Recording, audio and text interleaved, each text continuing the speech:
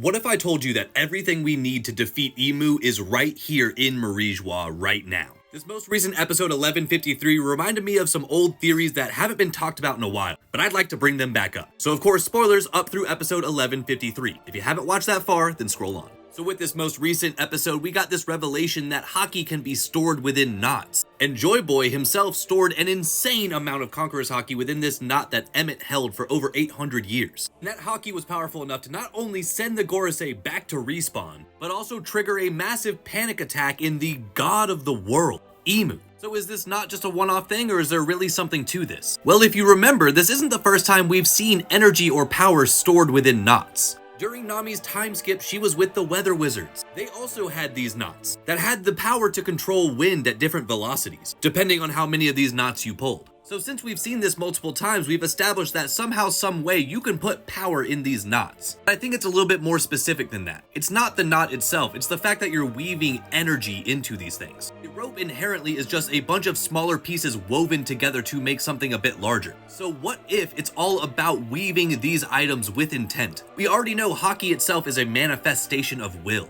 So it seems that if you have a proper understanding of how to store this power within item, you could weave your will into said item. We see that expressing here with the wind, and below with Conqueror's Haki. That leads me to the next piece of this theory. There's another woven item in this story that might as well be the main character at this point.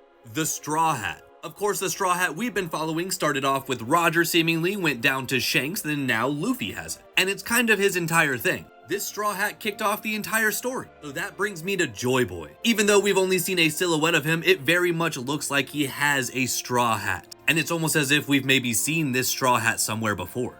Emu has this giant straw hat on ice. And I'd say it's fair to assume that Emu is keeping this right below that garden in which they reside. So what if this is Joy Boy's hat, like many have obviously assumed? But it's more than just a hat, it's a ticking time bomb. Joy Boy was able to weave this much power into a knot that persisted for over 800 years. Who's to say he couldn't have done the same thing with this hat, but maybe on an even larger scale? So what if this hat is just lying in wait in Marijois, waiting to hear those drums of liberation again? What if this hat is what's actually going to be the final downfall of Emu? You just need to get Luffy to go Gear 5 in Marijois and it's over with.